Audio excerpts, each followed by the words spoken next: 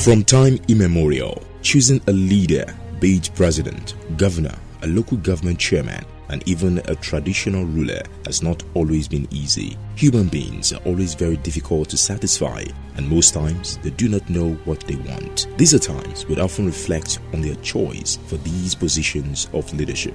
And the candidates, after being chosen, always capitalize on the confusion of the people to treat them anyhow. And this would oftentimes result to the people not enjoying the dividends of democracy. Most of the contestants many a times do not have or even present to the people any manifesto that people can take them on later. And when eventually they become what they are gunning for, it would be difficult to ask them any question because they did not promise anything in the first instance. Now, this is 2020, another year for the people of ONDO State to vote for their next governor. What or which type of governor do they want? Is it a thoroughbred politician who knows how to take care of his fellow politicians at the detriment of the people? Or a technocrat who knows how to take care of the people and less of a politician? What qualities do the people want from their next governor, or what are their expectations? Jitog TV went out to sample the opinion of the people. There are two basic requirements for a governor: his personal attributes and his programs. Okay, now you want a governor that is friendly with the people, that believes in democracy, that will carry people along, that will address the problems of the people, that will take care of the welfare of the people. You want somebody who is accessible to everyone. Somebody who's accountable, somebody with integrity, somebody with, patriotic spirit in him. We want that from that. In terms of programming, you see, there are certain basic things. Every community, every society has its own challenges and priorities. What interests them? In those states here, we value education. We value good health. We value employment. Okay? We value wealth. And of course, every society does that. So how do you create wealth? How do you bring the youths into productivity? Many of our youths are now roaming the streets. How do you create wealth for the people? Creating wealth means that you establish wealth-generating institutions all over the place. Industrialization is one of them. Commercial activity is one of them. You see, there was a time in this state that people come to ONDO State to buy vehicles. We are no longer trading, and yet we are not producing. We are not manufacturing. We are not dependent on everybody. We have to boost a governor that will make agriculture a priority so that we can produce and even sell to the north. Why shouldn't we be selling our own products to the north?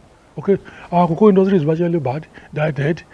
Cola nut. These are the things that we are known for. So we want a governor that can activate all those things. Now, as far as education is concerned, I am personally an advocate of free education. We can do it. When you talk about education, people think that where is the money coming from?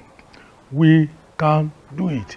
What you need in this country, what we need in this state today, is governor with very sound ability to engineer our finances, block all loopholes, minimize wastes, and embark on prudent spending. Okay, now I am an APC person, and therefore my government is in power now. But there are other things that the government has done which I wouldn't support. All right, as governor, I will not spend 6.something billion naira to build an overhead bridge while increasing school fees at our regular Just University. To me, is very, very wrong. It's not where education is concerned, and health is concerned. We can provide all these things heavily subsidized. Why? Because people, the human capital, the human factor, is the engine of growth, is the engine of development, and they constitute our tomorrow. And what is more, this money we are talking about belongs to them. The government only holds the money in trust for the people.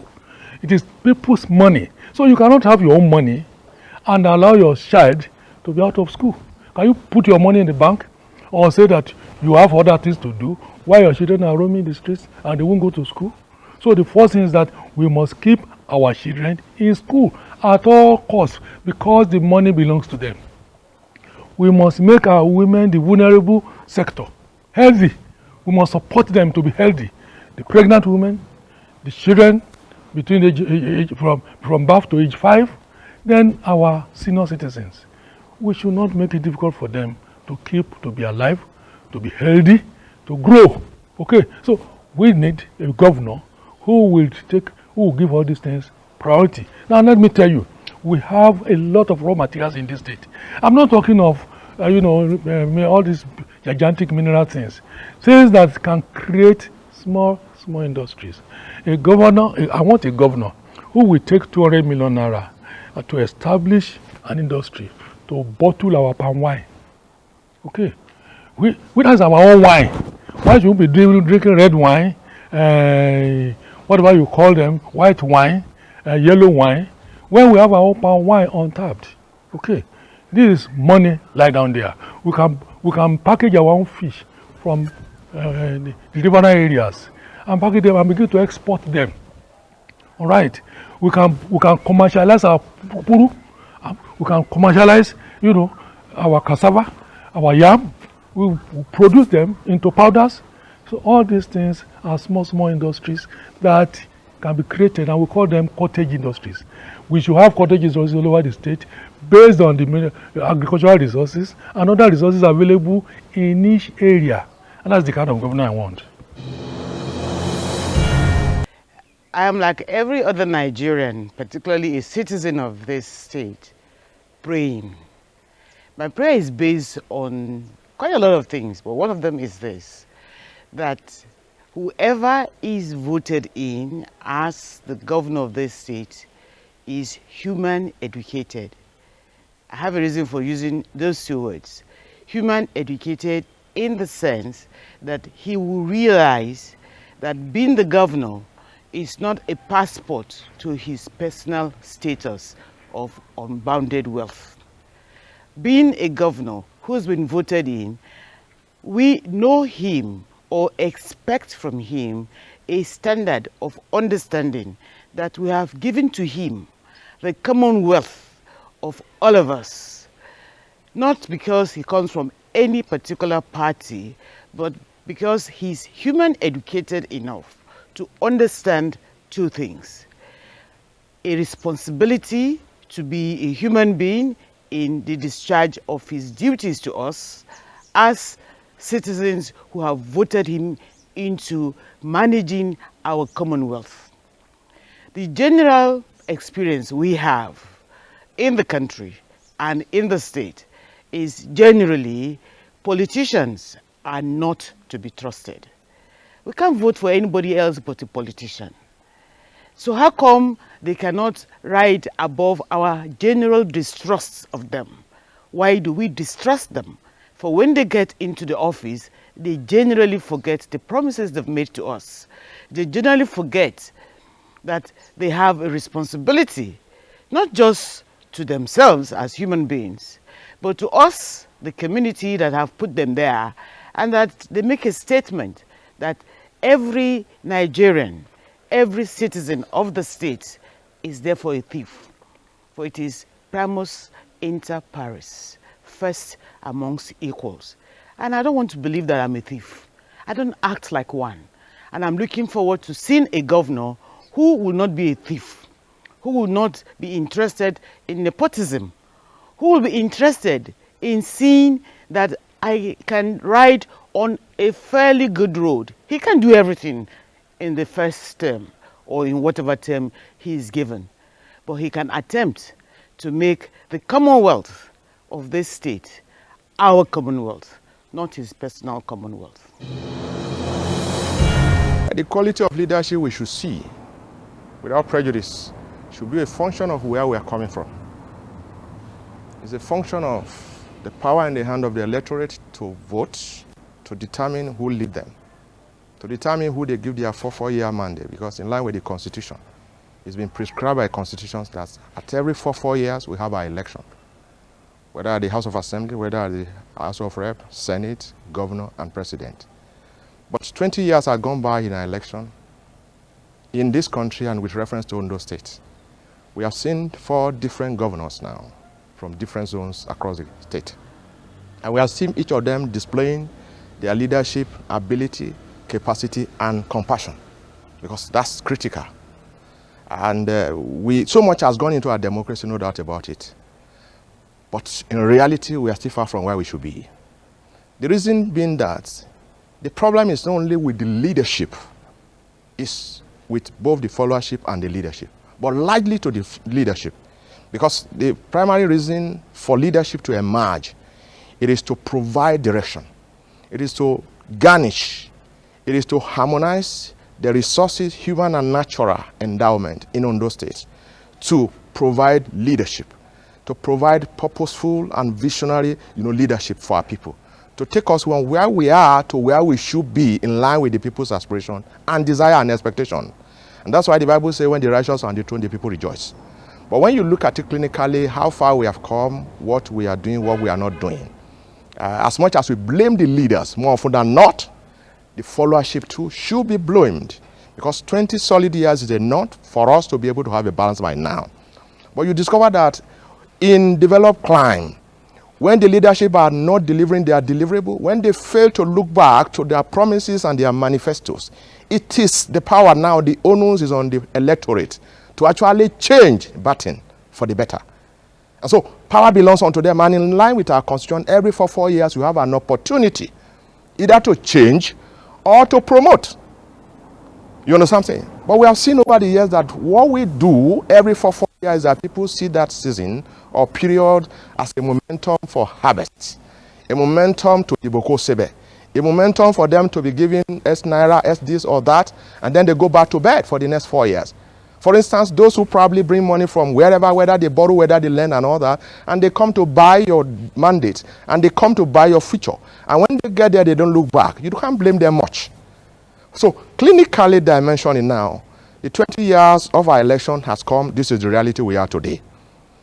Begin to compare all of them. I keep saying it, you cannot give above what you have, and you can't give what you don't have.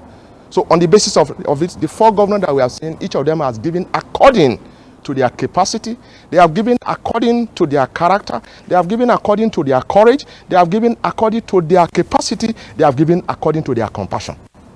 So another opportunity is around the corner. For me, without prejudice, when you look at, all parties now, as at today or yesterday, about 18 different parties have produced gubernatorial, candidate and all that. One person will emerge as the governor at the end of the day. On the basis of that, I want to appeal to our people that looking at where we are coming from in the last 20 solid years, and then looking at the array of personality that we are featuring today and all of them put together, particularly the current administration. It's been said that at certain levels, certain things were not done right and so many other things. And that's why I think in my own, corner that, if you don't do well, you have the chance to apply for second term and all that. And God in his mercy has given a second chance to the, incumbents and all that. Comparatively with all of them that are filing out, I believe that Ondo State people should shine their eyes. Not only shine their eyes, they should put on their thinking cap. They should look at clinically and then begin to do what they need to do. Because democracy, like I said, that is strong anywhere in the world, is never an event, it's always a process. So another opportunity is around the corner. We expect our people to vote wisely. We expect them to determine. In fact, between now and then, because it's unfortunate that COVID is around the corner right now, it is expected that all these candidates should move across the length and breadth to canvass, to solicit, to ask the people to support, one way or the other. We should begin to look at their personality. We should be look at, what they could be able to do, their antecedent, their track record, where they're coming from and all that. And then on the basis of that, it's very easy. You understand what I'm saying? But I think we should be moving away from the era of the Boko Sebe, where you just vote and they give you 5,000, 2,000, something of that nature, and all that. We should be moving, and that's where our education, civilization, and all of that come together as citizens of Ondo State. Well, leadership, like I often say, is not cast, in iron. It's not about rocket science. Like I said, 3 or 4 major variables are critical when it comes to leadership. You need a leader that has capacity. You need a leader that has, competence. You need a leader that has character and then compassion.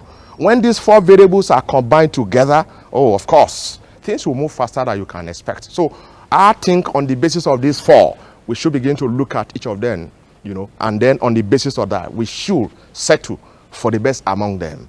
So on the basis of that, I expect that the candidate that will emerge at the end of the day will be in line with fresh opportunity that God has given to all indigenous citizens of Ondo State to cast their votes come October 10 and then determine who leads us for the next 4 years.